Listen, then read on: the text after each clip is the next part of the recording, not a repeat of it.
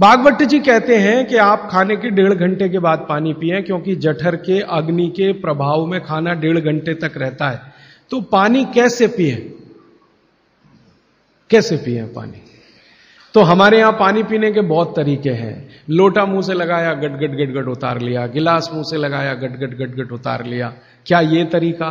तो भागवत जी कहते हैं नहीं, ये तरीका बिल्कुल गलत है पानी पीने का। वो कहते हैं कि पानी को चुस्कियां ले लेकर पिए, घूंट भर भर के पानी पिए, सिप ले लेकर पानी पिए, ऐसा पानी पीने का नियम। जैसे आप गर्म दूध पीते हैं ना, भागवत जी बिल्कुल उसके समकक्ष रखते हैं कि गर्म दूध आप जैसे पीते हैं एक एक सिप या चुस्की लेकर घूंट भर के, ऐसे ही पानी पिए। अब ये क्यों, ये समझ लें। आप एक साथ पूरा पानी उतारें गले के नीचे और एक एक घूंट पानी उतारें गले के नीचे, दोनों में जमीन आसमान का अंतर है। क्या अंतर है? मैं आपको एक महत्व की बात समझाना चाहता हूं, ये जीवन भर याद रहे तो बहुत अच्छा। हमारे पेट में भोजन को पचाने के लिए अग्नि होती है और इस अग्नि को तीव्र करने के लिए अम्ल होता है, अम्ल, एसिड। आप जानते हैं पेट में अम्ल बनता है, प्राकृतिक रूप से बनता है। अब पेट में तो अम्ल बनता है और भगवान ने ऐसी व्यवस्था की है कि पेट में अम्ल दिया है और मुंह में क्षार बनता है, जिसको लार कहते हैं आप, लार, स्लाइवा, सेलिवा, लार, लाला रस, अलग अलग नामों से आप जानते हैं। तो मुंह में बनती है लार, ये है क्षार, और पेट में बनता है अम्ल। आप थोड़ा भी अगर विज्ञान जानते हैं तो आप जानते हैं कि क्षार और अम्ल को मिलाओ तो हो जाता है न्यूट्रल। अम्ल और क्षार आपस में मिले तो न्यूट्रल होता है, माने सामान्य चीज बनती है, जिसको हम लोग कहते हैं लवण। एक लवण होता है नमक, वो अलग है, केमिस्ट्री के लवण की बात कर रहा हूं। तो अम्ल और क्षार आपस में मिलते रहे तो न्यूट्रल होते हैं। अम्ल का मतलब है जिसका पीएच 7 से कम है, और क्षार का मतलब है जिसका पीएच 7 के आगे है, और न्यूट्रल का मतलब जिसका पीएच 7 है। ये जो पानी है ना, पानी, ये ना अम्ल है ना क्षार है, ये न्यूट्रल है। तो भागवत जी कहते हैं कि पेट आपका अक्सर पानी के जैसा रहे तो बढ़िया, और जिनका पेट पानी के जैसा, माने पेट की अम्लता ना बढ़े और पेट का क्षारपन भी ना बढ़े, पीएच 7 के आसपास रहे, तो भागवत जी कहते हैं ऐसे व्यक्ति को 100 से ज्यादा वर्ष जीने की पूरी गारंटी है, बिना एक भी दवा खाए और बिना चिकित्सक के पास जाए। अब आपके पेट में अम्ल बन रहा है, मुंह में लार बन रही है। अगर पानी आप घूंट घूंट पीते हैं तो ये पानी के साथ लार मिलकर अंदर जाती है, और पानी एक साथ गट गट गट गट पीते हैं तो कम लार पानी के साथ मिलकर जाएगी। ये लार बन रही है अंदर जाने के लिए, बाहर निकालने के लिए नहीं, क्योंकि अंदर पेट के अम्ल को शांत रखना है, इसके लिए क्षार है। तो वो ये कहते हैं कि घूंट घूंट पिया पानी, अगर सिप सिप करके आपने पानी पिया तो ज्यादा लार अंदर जाएगी, तो अम्ल को शांत करने में मदद आएगी। इसलिए आपका पेट न्यूट्रल रहेगा और आपकी जिंदगी बिना किसी दवा और रोग के आराम से 100-150 साल हो जाएगी। इसलिए पानी घूंट घूंट भर के पिए, और एक साथ गटगट पानी पिएंगे तो लार पानी के साथ मिल नहीं पाएगी, तो अंतिम रूप में जब वो पहुंचेगा पानी तो खाली पानी होगा, और वो उतना न्यूट्रलाइज नहीं कर पाएगा, पेट को उस तरह से सामान्य अवस्था में नहीं ला पाएगा। हालांकि पानी भी अम्ल को कम करता है, क्योंकि अम्ल में पानी मिलाओ तो अम्ल की ताकत कम होती जाती है, तो पानी कम तो करेगा, लेकिन लार के साथ जो पानी कम करेगा वो बिल्कुल अद्भुत होगा। भागवत जी आगे कहते हैं, बहुत ही महत्व की बात है ये सब आपके लिए।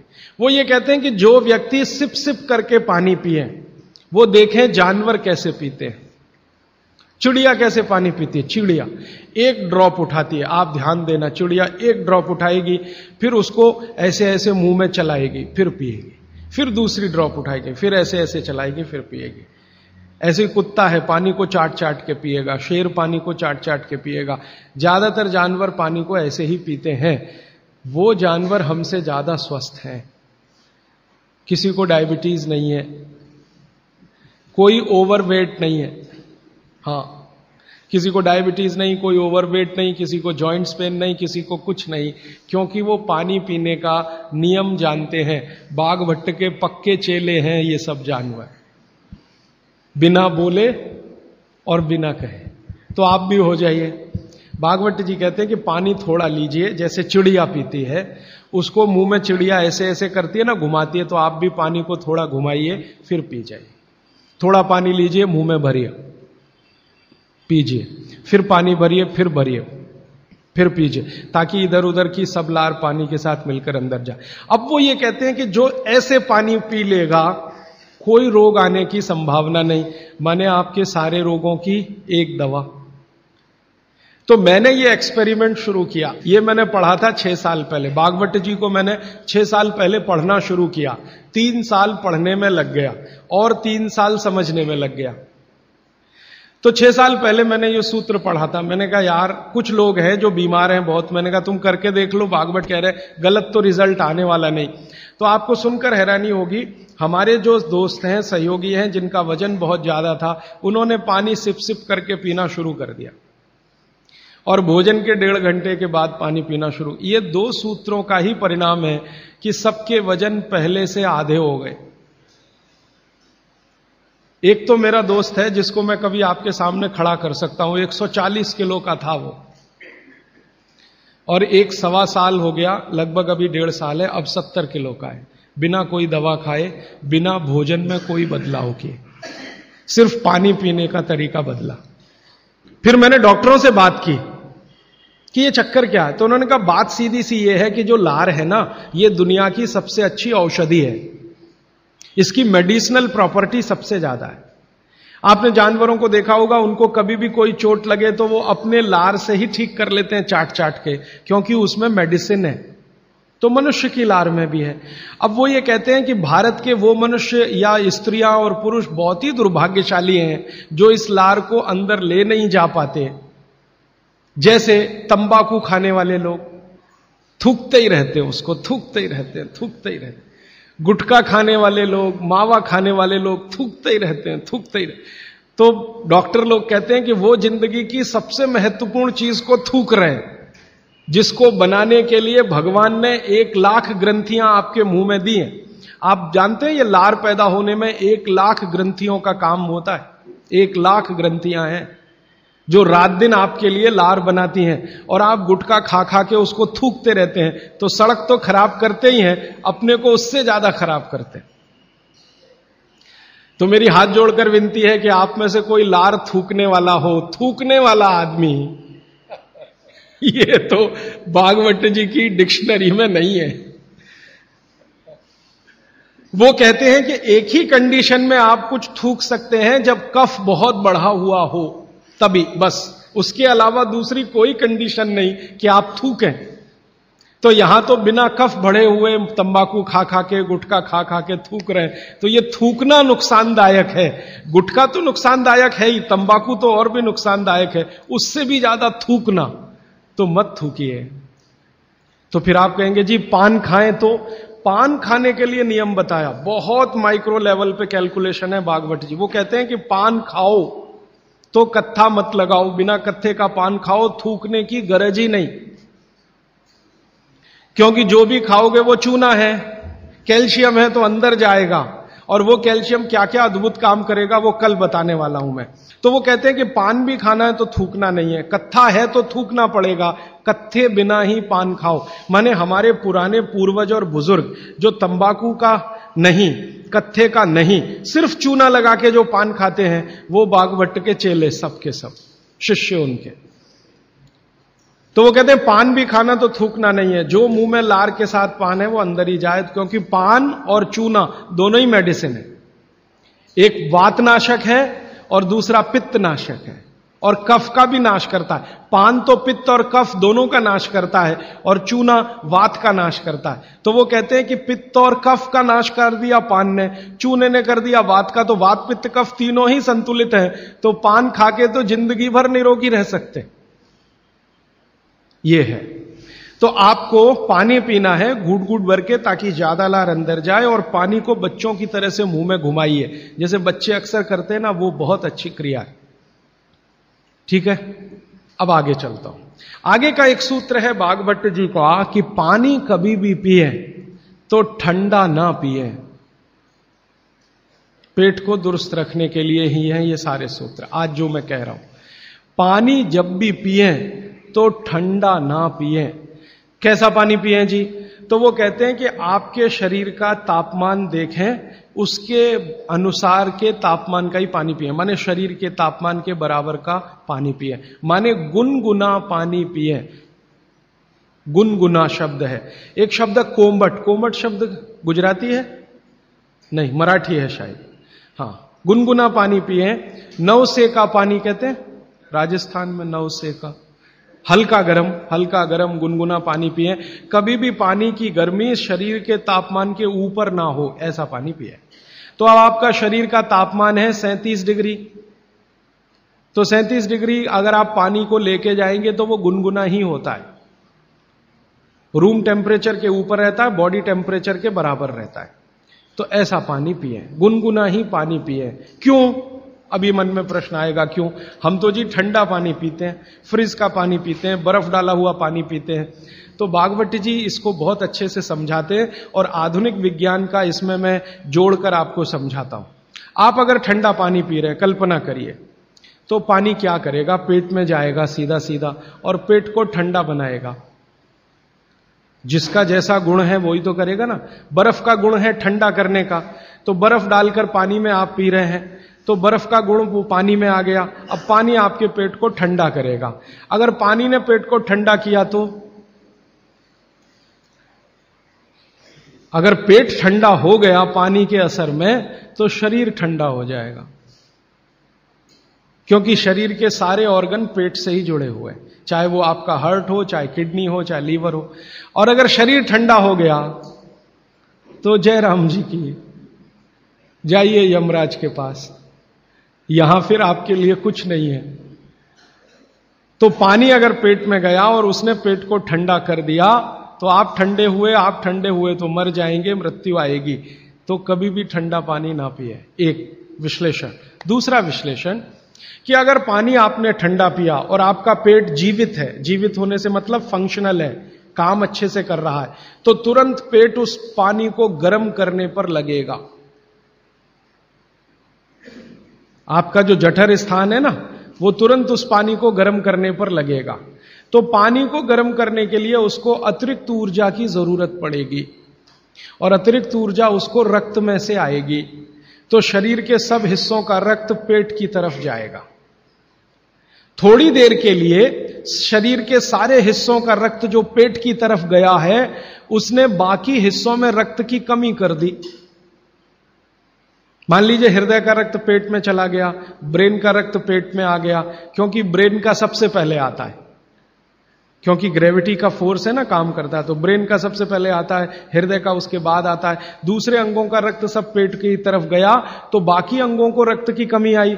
और ये कमी हर समय ऐसे ही आती रहे, आप ऐसे ही ठंडा पानी पीते रहे, ऐसे ही कमी आती रहे, पीते रहे, कमी आती रहे, तो एक दिन वो अंग काम करना बंद कर देंगे, क्योंकि उनको रक्त की सप्लाई कम हुई है। और वो अंगों ने काम करना बंद किया तो ब्रेन हेमरेज हो गया, वो अंगों ने काम करना बंद किया तो पैरालिसिस हो गया, वो अंगों ने काम करना बंद किया तो हार्ट अटैक हो गया। तो ये सारी बीमारियों को क्यों बुलाते हैं ठंडा पानी पी के? माने ठंडा पानी ना पिए। भागवत जी का मैंने मेरे जीवन में भी देखा। दुनिया में कुछ ऐसे लोग हैं जो एकदम चिल्ड वाटर पीते हैं। अमेरिका में, यूरोप में ज्यादा लोग चिल्ड वाटर पीते हैं। पानी को फ्रिज में रखते हैं और वो रखा रहता है 4-5 दिन, खूब ठंडा हो जाता है, फिर ऊपर से बर्फ डालते हैं, फिर पीते हैं। इतना ठंडा पानी पीते हैं। परिणाम क्या देखा है मैंने उन लोगों को देखा जो चिल्ड वाटर पीते हैं, वो सवेरे सवेरे अगर संडास घर में गए टॉयलेट में, तो 1-1 घंटे बाहर नहीं निकलते, कभी कभी तो 2-2 घंटे नहीं निकलते, बैठे ही रहते अंदर। उनको पूछो भाई क्या कर रहे थे 2 घंटे टॉयलेट रूम में? कहते हैं जी न्यूज़पेपर पढ़ रहे थे, मैगजीन पढ़ रहे थे। क्यों पढ़ रहे थे? टॉयलेट रूम तो न्यूज़पेपर के लिए बनाया नहीं है। तो कहते हैं टॉयलेट आती ही नहीं, माने स्टूल पास होता ही नहीं, संडास होती ही नहीं, उतरती नहीं, तो क्या करें। और वो बेचारे वहां बैठे बैठे कई बार इतने परेशान हो जाते हैं कि तरह तरह की आवाजें निकालते हैं, फिर भी नहीं आती। फिर वो गाना गाते हैं, मेरे सपनों की रानी कभी आएगी, वो आती नहीं है। और कभी कभी जब बहुत ज्यादा परेशान हो जाते हैं ना, तो एक गाना गाते हैं, एक बार आजा आजा आजा, वो तब भी नहीं आती।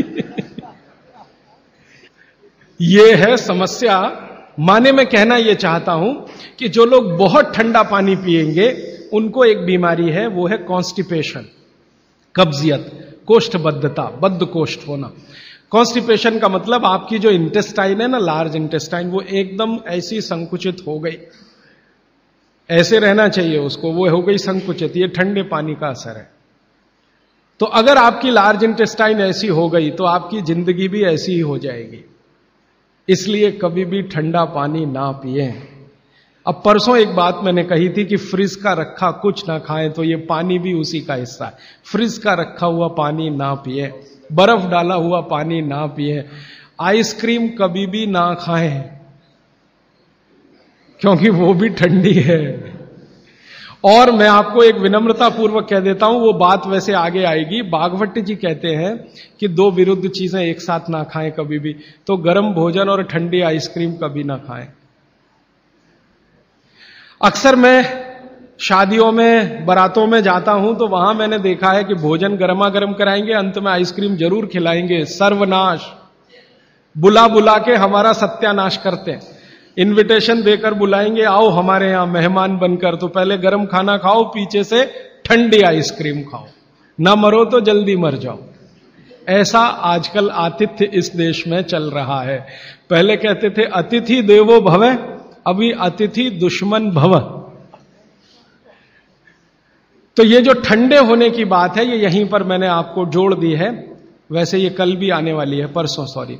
तो आपके जीवन में ये नियम बहुत ध्यान से पालन करें, सूत्र पालन करें कि पानी हमेशा घूट घूट पिए, ठंडा पानी कभी ना पिए, भोजन के 1.5 घंटे के बाद पानी पिए। अभी चौथा सूत्र, आज का आखिरी सूत्र। भागवत जी कहते हैं कि सुबह का जीवन आपका जब शुरू होता है, दिन का जीवन आपका शुरू होता है, माने आप जब सोकर उठते हैं तभी से आपका दिन शुरू होता है, तो दिन की शुरुआत में सबसे पहले पानी पिए। दिन की शुरुआत में सबसे पहले पानी पिए, माने सुबह उठते ही पानी पिए, यह है मतलब कहने का। दिन की शुरुआत में सबसे पहले पानी पिए, माने सुबह उठते ही पानी पिए। आयुर्वेद के विभिन्न चिकित्सकों ने और वैद्यों ने इसको कहा ऊषा पान करें। ऊषा पान माने सुबह उठते ही पानी पीना, सबसे पहले पानी पीना, दांत धोए बिना पानी पीना, मुंह धोए बिना पानी पीना, कुल्ला किए बिना पानी पीना। अगर आप सुबह उठते ही बिना मुंह धोए पानी नहीं पी सकते तो रात को कुल्ला करके सोइए, दांत साफ करके सोइए, दंत मंजन करके सोइए, दातुन करके सोइए, उठते ही पानी पीजिए। क्यों? कारण पूछिए। कारण उसका यह है कि रात भर जब आप सो रहे थे तो शरीर की सारी क्रियाएं तो शिथिल हो जाती हैं, लेकिन ये लार बनने की क्रिया ज्यादा शिथिल नहीं होती, ये चालू रहती है। तो रात भर आपने लार बनाई है, मुंह में जगह जगह जमा है, वो अंदर जाना बहुत जरूरी है क्योंकि वो बेशकीमती है। भागवत जी कहते हैं कि ब्रह्म मुहूर्त की जो लार होती है वो बाकी 24 घंटों में सबसे ज्यादा कीमती है। तो सुबह सुबह जो लार बन रही है ये अंदर जानी ही चाहिए, इसलिए बिना कुल्ला किए पानी पीने का नियम है। इसी को ऊषापान कहा जाता है। तो सुबह उठते ही पानी पिए। कितना पिए जी? तो उन्होंने 1 से 1.25 लीटर का कैलकुलेशन दिया वयस्कों के लिए। वयस्क माने 18 से 60 साल, 1 से 1.25 लीटर। और 18 से नीचे वाले जो लोग हैं उनके लिए 1.25 लीटर माने 750 ग्राम, और 60 के ऊपर वालों के लिए भी 750 ग्राम, 750 ग्राम। 750 ग्राम माने कम से कम 2 गिलास बुजुर्गों के लिए, 2 गिलास बच्चों के लिए, और 3 गिलास आपके उम्र के लोगों के लिए। कम से कम इतना पानी पिए।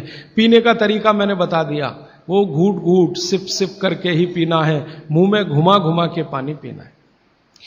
भागवत जी ने ये जो कहा ना सुबह की लार बहुत कीमती होती है, मैंने इस पर थोड़े कुछ एक्सपेरिमेंट किए पिछले एक आध साल। बहुत सारे कुछ पेशेंट ऐसे हैं जिनको डायबिटीज है, और डायबिटीज की कंडीशन में आप जानते हैं कि कोई घाव हो जाए, घाव तो जल्दी भरता नहीं। तो मेरे पास ऐसे कुछ 8-10 पेशेंट हैं जिनको ऐसी ही कंडीशन है। डायबिटीज होने के कारण शरीर में फुंसी हो गई, फोड़ा हो गया, घाव बढ़ गया, वो भरता नहीं। मैंने उनको दवाएं बंद किया होम्योपैथी का। फिर मैंने कहा भैया, भागवत जी ने कहा कि सुबह की लार बहुत कीमती है, तुम ऐसा करो सुबह उठते ही जो लार है ना उसको लगाओ तुम्हारे घाव पे, और आप देखेंगे चमत्कार। 15 से 20 दिन में घाव भरना शुरू, 3 महीने में बिल्कुल बराबर। एक तो मेरे पास गैंग्रीन का पेशेंट है, गैंग्रीन हुआ, डॉक्टर कहता था पैर काटना ही पड़ेगा इसका, कुछ होता नहीं अभी और कोई। उसने बेचारे ने साल भर लार लगा लगा के ही अपना ठीक कर लिया। तब मेरे समझ में आया कि जानवर हमसे ज्यादा होशियार, चोट लगते ही वो चाटना शुरू कर देते हैं।